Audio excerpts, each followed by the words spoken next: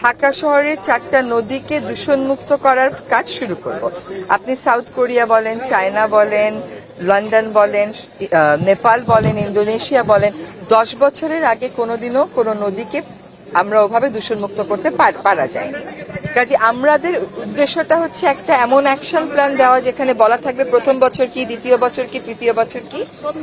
সেই কর্মপরিকল্পনাটা আমরা চূড়ান্ত করব। 16ই ফেব্রুয়ারিতে এডিবির একটি টিম আসবে, তারা আমাদেরকে নেপালে, ইন্দোনেশিয়াতে এবং চায়নাতে 3টা নদী তারা কিভাবে পুনরুদ্ধার করেছিল সেই অভিজ্ঞতা শেয়ার করবে। এর মধ্যে জাতীয় পর্যায়ে কাজ করা হচ্ছে, জিপিএস দিয়ে সব দূষণকারী আমরা ম্যাপিং করে ফেলেছি।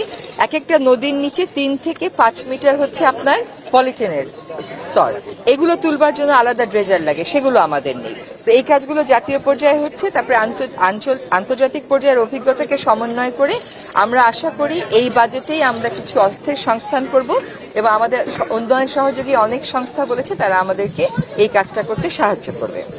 তাহলে আমরা কাজটা শুরু করে দিয়ে যাব, তারপরে পরবর্তী সরকার এসে দায়িত্বটা নিয়ে করবে। দুর্নীতির অনুসন্ধানে এখনো নামি নাই, কিন্তু আমাদের যে প্রকল্পগুলো হয় এগুলো না সমস্যার মূলটাকে আক্রান্ত না করে সমস্যার চারপাশ দিয়ে ঘুরতে থাকে, যার জন্য আমরা দেখি যে অনেক টাকার প্রকল্প আসে, টাকাও ব্যয় হয় কিন্তু কাজটা হয় না।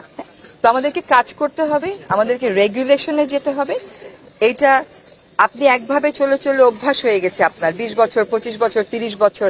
আপনি দেখেছেন যে আমরা হাজারিবাগ থেকে ট্যানারি সরিয়েছি কত লম্বা আইনি প্রক্রিয়ার পরে, এখন আবার সেখানে তারা দূষণ শুরু করেছে। এটা আমাদের একটা অভ্যাসে পরিণত হয়েছে। অভ্যাস থেকে সরিয়ে আনতে আইন প্রয়োগের ব্যাপারে যে কঠোরতাটুকুন দেখানো দরকার সেটুকুন আমরা দেখাবো, কিন্তু একই সাথে তো প্রযুক্তিগত সমাধানও লাগবে, মনিটরিং এবিলিটিও বাড়াতে হবে। সেগুলো আমরা শুরু করে দিয়ে যাব কিন্তু শেষ করতে পারবো না। 2004 থেকে 2006 যখন পলিথিনের বিরুদ্ধে লাগাতার ক্যাম্পেইন হয়েছিল, বছর 2-2.5 ক্যাম্পেইন করে পলিথিনটা নিয়ন্ত্রণে আনা গেছিল। আপনি নিজে পলিথিনে বাজার করে আনবেন আর আমাকে জিজ্ঞেস করবেন আপা কেন পারতেছেন না।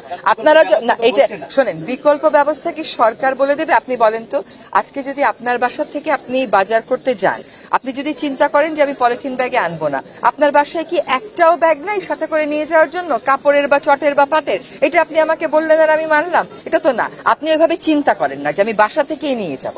আর পলিথিন, সকলে বলে যে পলিথিন খুব সস্তা। কেমন করে সস্তা হয়? তাকে তো কাঁচামাল আমদানি করতে হয়, তাকে একটা ইন্ডাস্ট্রি ভাড়া দিতে হয়, যন্ত্র কিনতে হয়, বিদ্যুৎ লাগে, তাকে শ্রমিকের বেতন দিতে হয়। তাহলে ওটা আপনাকে ফ্রি দেয় কেমন করে? ওটা ফ্রি না, ওটা আপনার পণ্যের ভিতরেই ঢুকানো থাকে।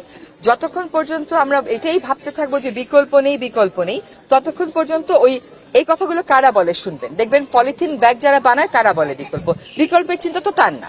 তাকে বলা হয়েছে তুমি পলিথিন বন্ধ করো, সে পলিথিন বন্ধ করবে। বিকল্পের চিন্তা সরকার করবে, জনসাধারণ করবে। সে আগে থেকে বিকল্পের চিন্তা শুরু করে একটা কর্তব্য মনে করে ঘোষণা দিয়ে দেয় যে সে চালু রাখবে। এটা তো চালু রাখা যাবে না। আপনি এখানেই তো দেখলেন পানি তোলার সময় কি অবস্থা। তাহলে নদীগুলো পরিষ্কার করতে আমাদের কত টাকা লাগবে? এটা হচ্ছে কি পেনি ওয়াইজ পাউন্ড ফুলিশ বলে একটা কথা আছে, যে পয়সার হিসাব করতে করতে টাকার হিসাব ভুলে যায়। তো আমরা ওই পলিথিন শপিং ব্যাগ কিনে টাকা বাঁচাতে বাঁচাতে আসলে দেখা যায় পরে আমাদের 1000 কোটি টাকা দিয়ে নদী রক্ষা করতে হবে। Subscribe to my channel.